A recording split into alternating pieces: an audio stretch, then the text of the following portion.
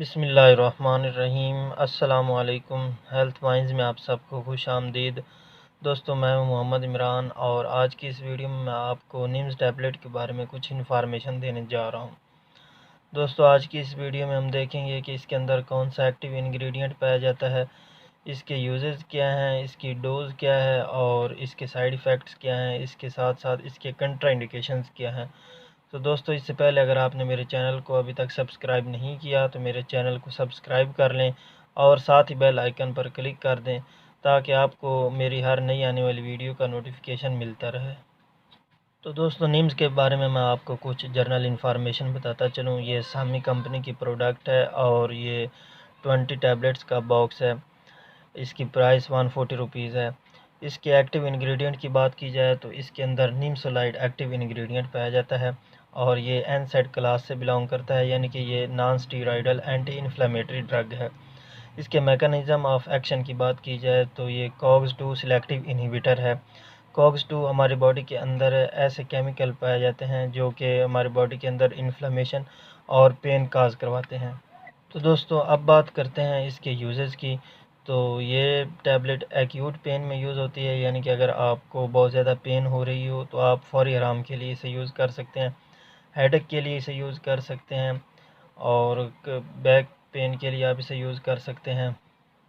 इसके अलावा इसे डिसमिनोरा में यूज़ किया जाता है। डिसमिनोरा यानी कि वुमेन्स के अंदर पीरियड्स के दौरान जो पेट में मरोड़ उठते हैं, पेट के अंदर दर्द होती है, उसके लिए इसे यूज़ किया जा सकता है। बैक पेन के लिए यूज़ किया जा सकता है।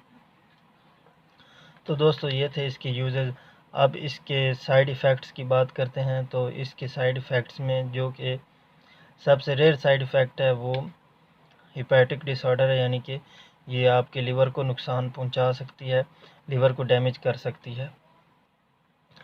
इसके अलावा इसके दूसरे साइड इफ़ेक्ट्स में ड्यूडिनल अल्सर हैं, स्टमक अल्सर है और नाज़िया और वोमिटिंग का मसला बन सकता है और हार्ट बर्न का मसला बन सकता है। तो दोस्तों, ये इसके साइड इफ़ेक्ट्स हैं। अब बात करते हैं इसकी कंट्रा इंडिकेशंस की, यानी कि वो कौन सी कंडीशंस हैं जिनमें आप इसे यूज़ नहीं कर सकते। तो दोस्तों, अगर आप इस निम्सोलाइड से हाइपर सेंसिटिव हैं या इस टैबलेट के अंदर मौजूद किसी दूसरे इंग्रेडिएंट से हाइपर सेंसिटिव हैं तो आप इसे यूज़ नहीं कर सकते।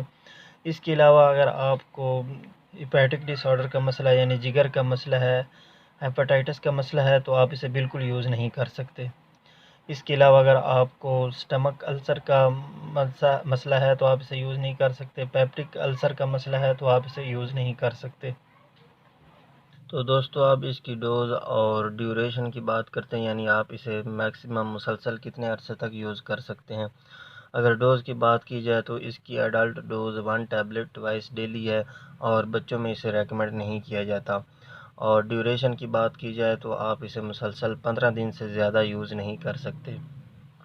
दोस्तों, मैं आपको यहाँ पर बताता चलूँ कि निम्सोलाइड साल्ट को यूएस और कुछ यूरोपियन ममालिक में बैन कर दिया गया है, जिसकी वजह ये है कि ये लीवर को बहुत ज़्यादा नुकसान पहुँचाती है और लीवर को डैमेज कर सकती है। यही वजह है कि इन ममालिक में इसे बैन कर दिया गया है। तो दोस्तों, उम्मीद है आपको मेरी ये वीडियो पसंद आई होगी। अगर आपको मेरी ये वीडियो पसंद आई हो तो मेरी इस वीडियो को लाइक और शेयर करना ना भूलें। और अगर आपके माइंड में इसके बारे में कोई क्वेश्चन आ रहा हो तो आप कमेंट सेक्शन में मुझसे पूछ सकते हैं। और अगर किसी दूसरी मेडिसिन के बारे में जानना चाहते हो तो उसका भी कमेंट सेक्शन में मुझे बता दें। अगली वीडियो आने तक अल्लाह हाफिज़।